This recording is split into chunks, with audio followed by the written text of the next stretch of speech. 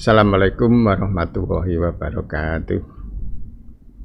Saudara-saudara mahasiswa yang saya hormati, syukur alhamdulillah malam hari ini kita bisa melaksanakan perkuliahan minggu ke-12 mata kuliah kewarganegaraan atas ridho dan berkenannya. Untuk materi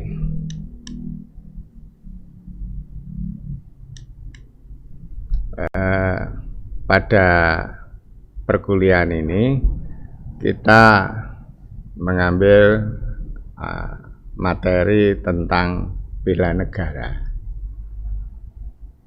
Jadi saudara-saudara, bela negara ini langsung aja kan, nanti kita bisa lebih menyingkat waktu. Pengertiannya adalah awalnya ini adalah sebuah konsep yang disusun oleh perangkat perundangan dan petinggi suatu negara. Ini awalnya tentang patriotisme seseorang, patriotisme kelompok, seluruh komponen suatu negara dalam kepentingan mempertahankan eksistensi suatu negara. Nah, patriotisme ini saya kira saudara-saudara sudah paham semua, di jiwa juang yang tinggi dalam kepentingan yang sangat penting juga, yaitu untuk mempertahankan eksistensi negara. Kalau bela negara di Indonesia, ini tadi pengertian secara umum di dalam negara-negara di dunia. Sekarang bela negara di Indonesia, ini adalah sikap dan perilaku warga negara yang dijiwai dengan kecintaannya kepada NKRI berdasarkan Pancasila dan Undang-Undang Dasar 45 dalam menjalin pelaksanaan hidup bangsa dan negara yang seutuhnya. Jadi maksudnya ini sikap dan perilaku warga negara Indonesia ini untuk menunjukkan kecintaannya kepada Negara Kesatuan Republik Indonesia dalam melaksanakan hidup berbangsa dan bernegara secara utuh.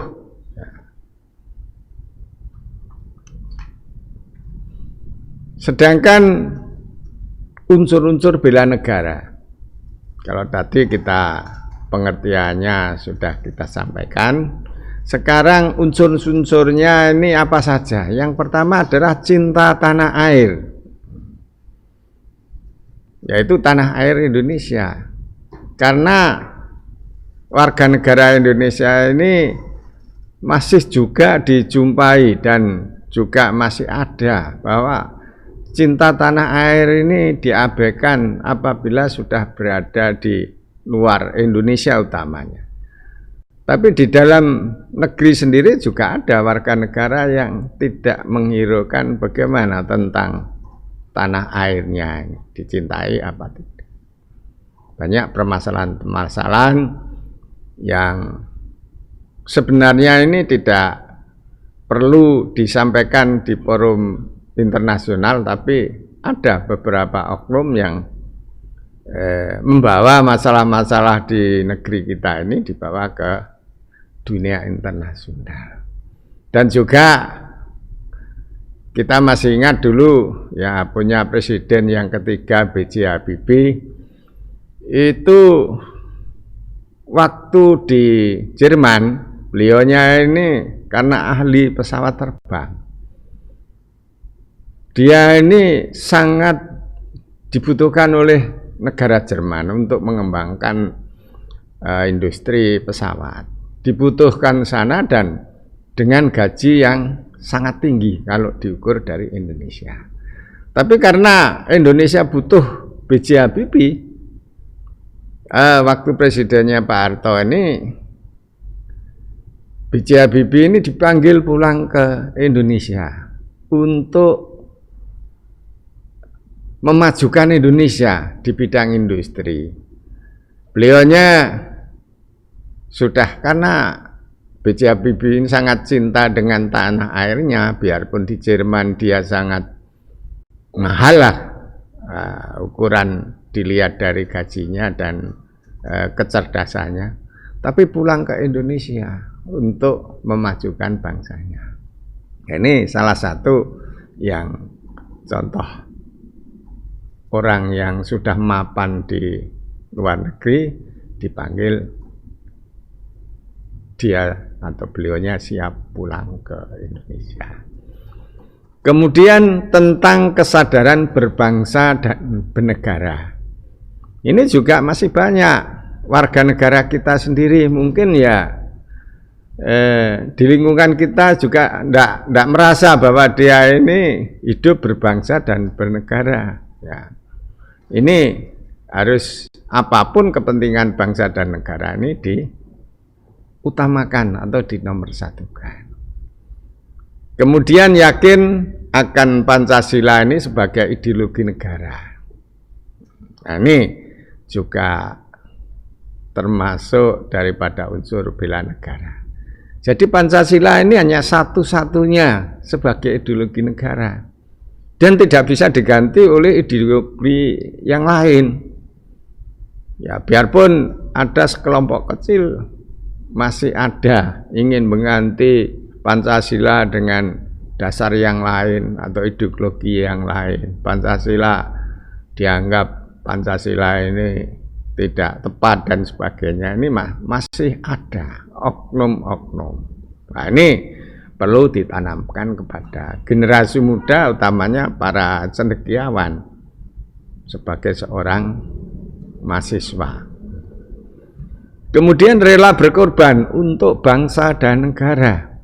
Apapun saudara-saudara, kalau untuk kepentingan bangsa dan negara, kita sebagai warga negara yang baik ini harus rela berkorban.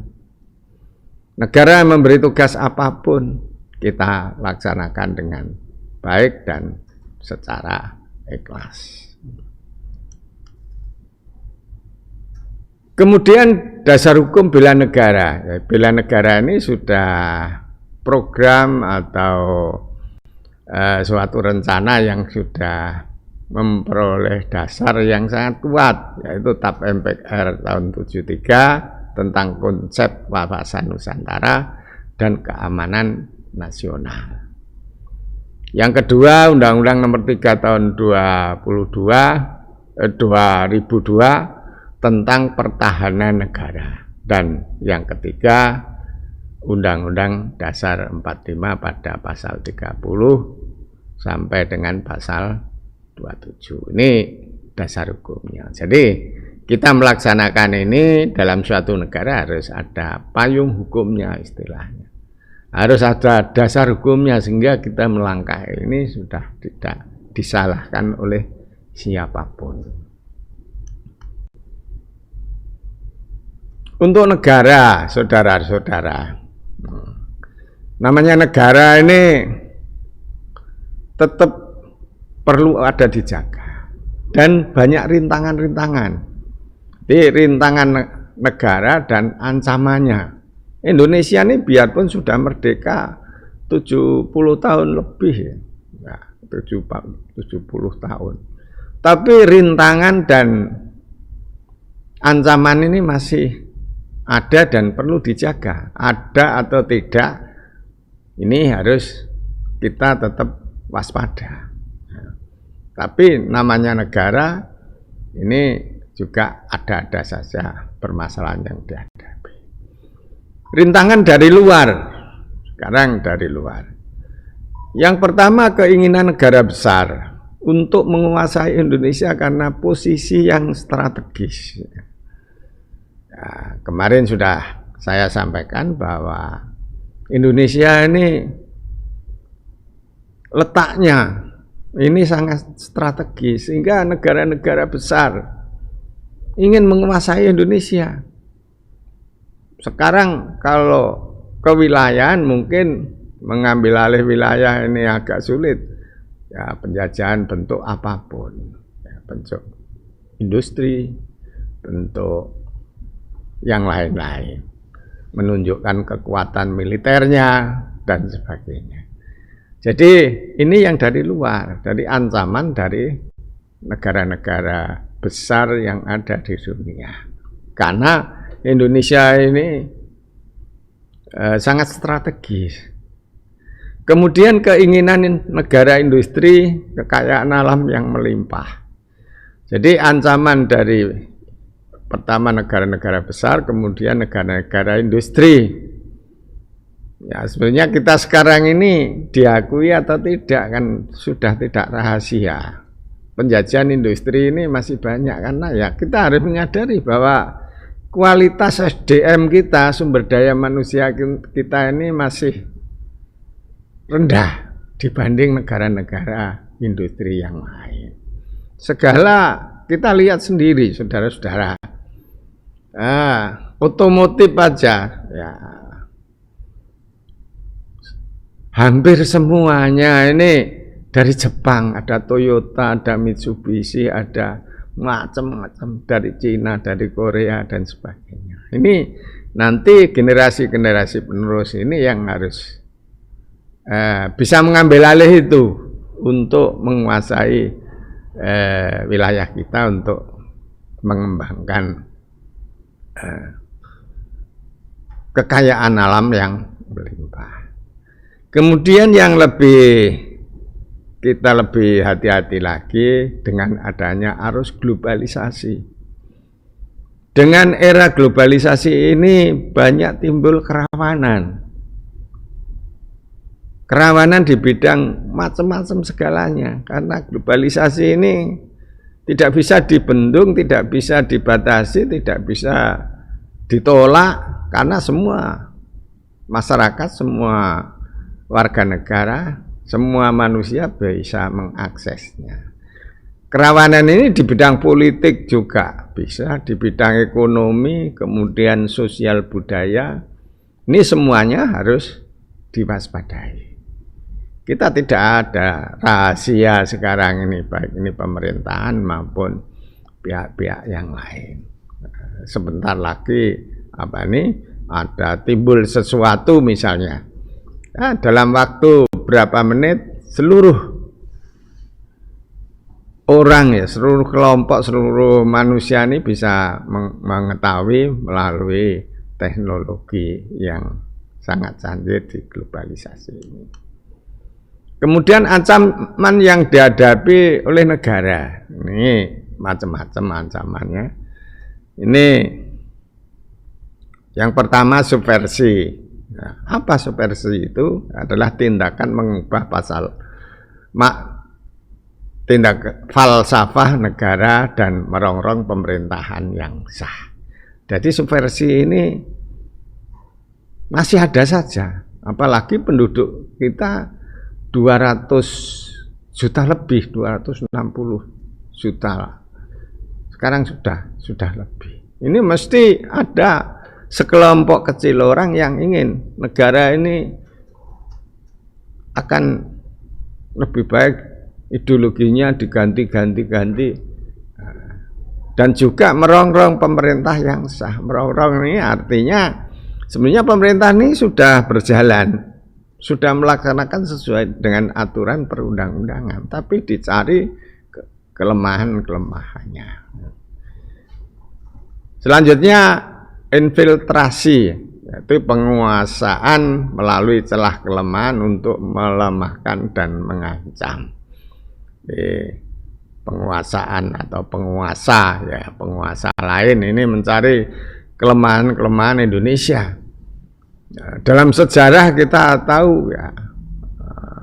tahu bahwa waktu Indonesia ini situasi politiknya gonjang-ganjing atau politiknya tidak stabil, ganti presiden, timur lepas. Nah, ini kan memanfaatkan situasi yang bisa digunakan untuk mengancam keutuhan Indonesia ini. Kemudian bentuk infiltrasi, ya, penyusupan melalui luar wilayah hukum, baik ini hukum darat, laut maupun udara. Jadi penyusupan karena negara kita ini batasnya kan sebelah utara negara tetangga, sebelah timur negara tetangga, sebelah selatan timur ada Australia, ya, ada Singapura, ada Timor Leste dan sebagainya. Ini bisa menyusup saja melalui wilayah-wilayah bukan wilayah kita itu, mencari kesempatan untuk merongrong negara kita. Kemudian penyusupan dalam wilayah hukum, baik ini politik, badan pemerintahan atau swasta. Jadi biarpun kita ini sudah merdeka, sudah punya wilayah hukum, tapi ada juga penyusupan ini melalui pemerintahan atau kelompok-kelompok yang ada di Indonesia. Kemudian pemberontakan, usaha memisahkan dengan NKRI, ini juga masih ada saja. Ya, saat ini yang agak perlu ditangani secara serius di Papua misalnya, sering muncul biarpun kecil tapi itu namanya masalah. Kalau Aceh sudah cenderung aman, di Poso juga cenderung aman, di Ambon sudah aman. Mudah-mudahan pemerintah dengan serius bisa menyelesaikan masalah-masalah apa ini yang ingin memisahkan dengan NKRI. Kemudian intervensi campur tangan negara asing untuk menggulingkan pemerintahan yang sah. Nah, kita biarpun sekarang ini situasi pemerintahan atau kondisi negara ini sudah ada apa ini PBB, sudah ada organisasi yang menangani internasional, ada hukum nasional, tapi intervensi ini tetap kita waspada. Kemudian invasi, serangan senjata terhadap suatu negara. Ini bisa saja. Kalau di Indonesia mungkin saat ini aman, mudah-mudahan selamanya aman. Tapi di negara-negara Timur Tengah, saudara-saudara, kalau saudara-saudara mengikuti bagaimana di Irak, bagaimana di Iran, bagaimana di Palestina, ini negara-negara asing, negara-negara luar ini ikut campur menangani invasi ini di Afghanistan. Berapa tahun Afghanistan sampai sekarang tidak selesai-selesai, termasuk Palestina, termasuk Irak, negara yang dulu begitu jaya, sekarang carut marut. Bukan Indonesia ini didukung oleh seluruh warga negara, tidak terjadi, insya Allah tidak ada. Kemudian HAM rata dan fakta sejarah, tadi sistem pertahanan keamanan rakyat semesta. Nah, ini dalam fakta sejarah, saudara-saudara, Indonesia ini dalam sejarah dulu kita ini merdeka. Kita mengusir Jepang, mengusir Belanda, mengusir Inggris, Portugis yang pernah menjajah di Indonesia ini karena didukung oleh rakyat. Kerelaan rakyat bergabung dengan pejuang. Jadi rakyat dulu itu juga ingin Indonesia ini merdeka. Kebutuhan pejuang atau tentara ya. Ini dulu tentara ini tidak dapat gaji. Makan aja diberi oleh rakyat ya. Ya, saudara harus menghargai para perjuang ini. Nah, ini rela bergabung dengan para pejuang. Di antaranya adalah rakyat menyediakan kebutuhan pejuang. Pejuang butuh apa saja dibantu oleh rakyat. Nah, waktu itu mungkin saudara-saudara belum ada. Jadi, tapi bisa, biarpun belum ada kan, bisa membaca sejarah, bisa belajar dari sejarah perjuangan para pendiri-pendiri negara. Rakyat mengungsi ke sana ke sini ya untuk mengamankan diri, bukan lari ya, tapi mengamankan diri. Ya. Kemudian tujuan NKRI, saudara-saudara, saya kira semua mahasiswa ini sudah sering membaca, sering mendengar tujuan negara Indonesia didirikan ini apa? Yaitu yang sudah tertuang dalam pembukaan Undang-Undang Dasar, yaitu melindungi segenap bangsa dan seluruh tumpah darah Indonesia, memajukan kesejahteraan umum, mencerdaskan kehidupan bangsa, dan ikut melaksanakan ketertiban dunia berdasarkan perdamaian abadi dan keadilan sosial. Kemudian alasan bela negara, yaitu usaha pertahanan negara dari berbagai ancaman. Tadi sudah saya jelaskan, untuk menjaga keutuhan NKRI, saudara sudah tahu, dan ketiga, panggilan sejarah dan kewajiban bagi warga negara. Yang kewajiban warga negara inilah saudara-saudara mahasiswa ini harus benar-benar memahami bahwa kita ini sebagai warga negara wajib membela keutuhan NKRI.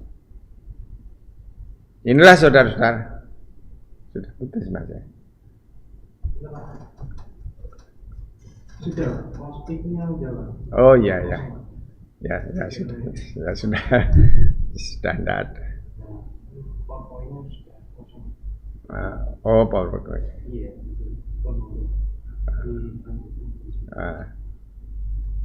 Kemudian alasan bela negara. Nah, sudah kita jelaskan tadi, kewajiban warga negara ini